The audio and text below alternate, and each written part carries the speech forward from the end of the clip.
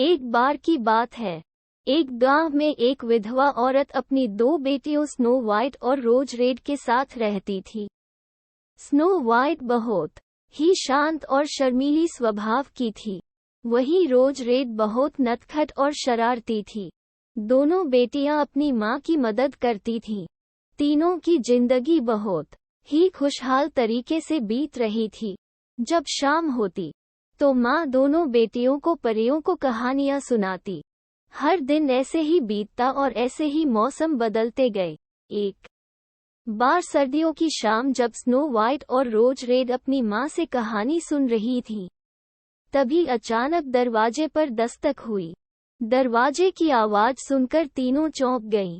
Snow white और रोज red की mummy ने बच्चियों की चिंता को कम करने के लिए कहा, बच्चियों डरो मत, दरवाजे पर कोई यात्री होगा जो रास्ता भटक गया होगा। मम्मी की बात सुनकर दोनों बच्चियों का डर थोड़ा कम हुआ। फिर स्नो वाइट ने कहा, माँ मैं जाकर देखती हूँ कि कौन है। स्नो वाइट ने जैसे ही दरवाजा खोला, सभी के होश उड़ गए। स्नो वाइट के सामने एक बड़ा सा भालू खड़ा था। तीनों माँ बेटी डर के मारे चिल्लाने लगीं। तभी भालू ने इंसानों की तरह बात करनी शुरू कर दी। उसने कहा, आप लोग सब डरे नहीं, प्लीज चिल्लाए नहीं, आप लोग मेरी बात सुने। मुझे बहुत ठंड लग रही है और मुझे भूख भी बहुत लगी है। इतना सुनते ही तीनों माँ बेटी शांत हो गई, क्योंकि वो अन्य भालुओं जैसा नहीं था, वो इंसान की तरह बोल रहा था।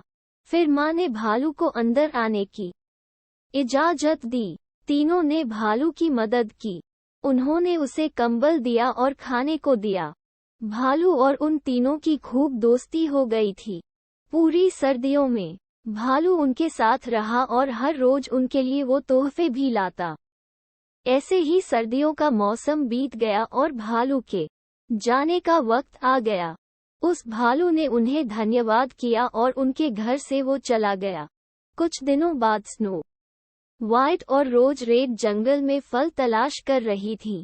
उसी दौरान अचानक उन्होंने किसी के चिल्लाने की आवाज सुनी। फिर वो आगे गईं, तो उन्होंने देखा एक छोटे कद वाले व्यक्ति की लंबी दाढ़ी एक पेड़ से दब गई थी। वो व्यक्ति चिल्लाए जा रहा था। उसने दोनों को मदद के लिए पुकारा। तब स्नो वाइट और रोज रेड ने उसकी फंसी दाढ़ी निकालने की बहुत कोशिश की, लेकिन कुछ भी न हो सका। तभी रोज रेड को एक तरकीब सूझी। रोज रेड ने अपने पास से एक कैंची निकाली। वो आदमी कैंची देख घबरा गया। उसने रोज रेड को कहा, रुक जाओ, तुम क्या कर रही हो?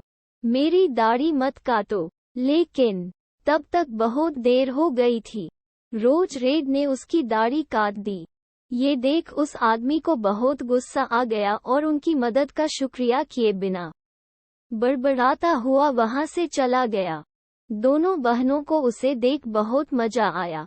अगले दिन स्नो वाइट और रोज रेड नदी के किनारे घूमने निकली।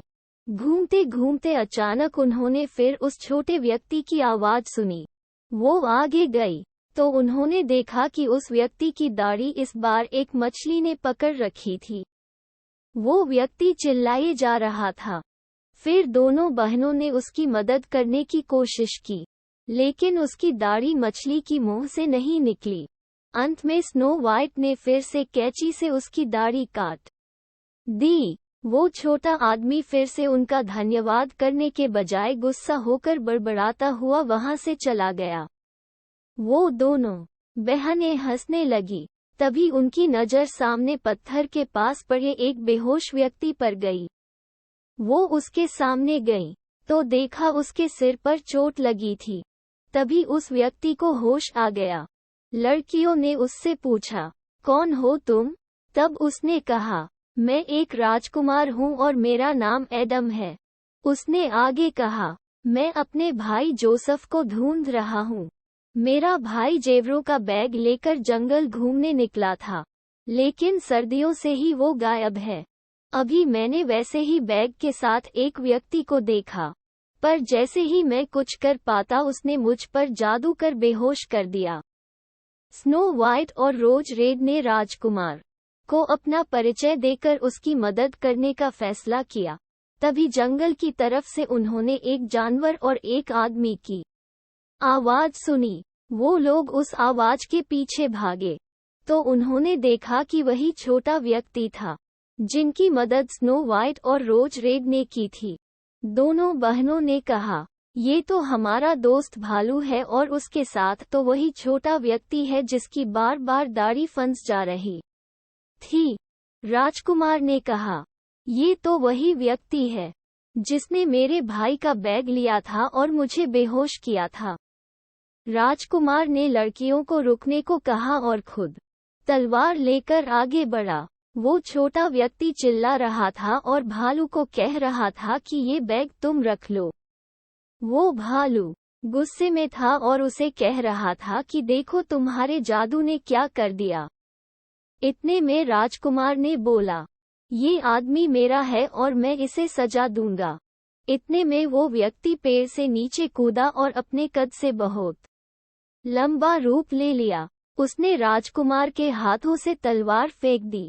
वो उनके तरफ उन्हें मारने के लिए आगे बढ़ा।